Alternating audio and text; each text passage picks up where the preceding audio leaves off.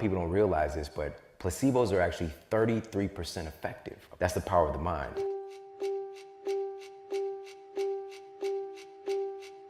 And this is important and I always like to share this whenever I can. My very first physician, he put my MRI up for me to see, and he told me that I had the spine of an 80-year-old man. I had 2 ruptured discs, and my vertebrae were deteriorating. And so when he says this to me, I'm immediately like, okay, so what do we do? Like, let's fix it, And he's like, I'm sorry, son, there's nothing you can do about this.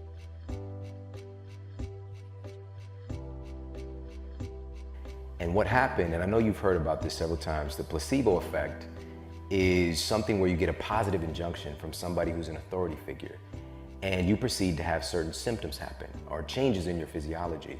But what he did for me was something called a nocebo effect. This is giving somebody a negative injunction that something bad is going to happen, and your physiology begins to change from that. And so I spent the next 2.5 years in a lot of pain, a lot of drugs, prescribed and over the counter, and just laying on my floor, because not only was this painful, but it was embarrassing. I went from kind of being one of the cool guys to like, I'm walking around campus with a back brace and just, really kind of losing myself. I saw different doctors. I, went through the whole gamut of why me? Why did this happen to me? Why won't somebody help me? And really playing this victim role. And it wasn't until I actually decided to get well that everything changed. And most people never do that with their bodies, with their health, with their relationships. It's mostly like, I'll see what'll happen. Wishful thinking, I'll give this a try. But when you really decide something, you're cutting away the possibility of anything else.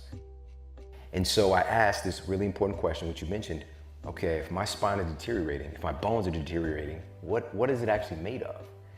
And that set me down this incredible path of discovery, because what we hear in kind of common culture is, if you want strong, healthy bones, drink milk.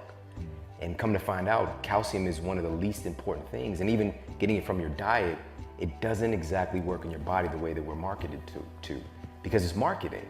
And so I found out that things like silica, magnesium, sulfur-bearing amino acids, all these things are in some cases even more important. So I started to get all those nutrients in my body. So that was number 1, was nutrition. Number 2 was movement. And so exercise is really about 2 main things. Number 1 is assimilation. And I came across some research that showed that when you actually are doing walking while taking on specific supplements for your bones, your bone density goes even higher, all right? Because that walking helps your body to assimilate. Number 2 is elimination, elimination of toxins. Because your lymphatic system, which, especially when you're getting healthier, your body is trading out a lot of stuff. And there's a lot of dead cells, there's a lot of metabolic waste products. And so how do you get that stuff out of your system? You have to move, because your lymphatic system doesn't have a pump like your cardiovascular system does. And you actually have 4 times more lymph than you do blood.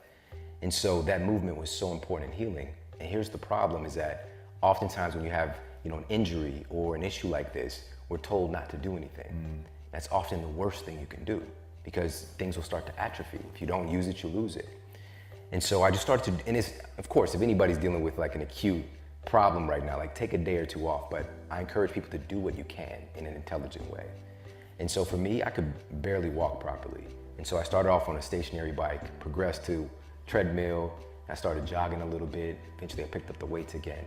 And just to jump really quickly to the end of the story, I had lost 28 pounds in the next 6 weeks. Wow.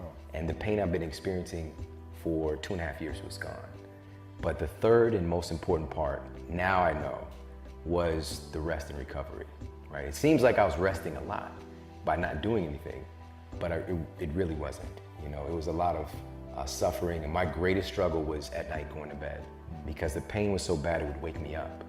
And so I was on various medications, and I basically had to drug myself to not wake up. And so it was like a pseudo sleep, and it would take several hours before I really felt like I was awake. Because what I really wanted to promote for people is this understanding that if you're not sleeping well, you're not healing well.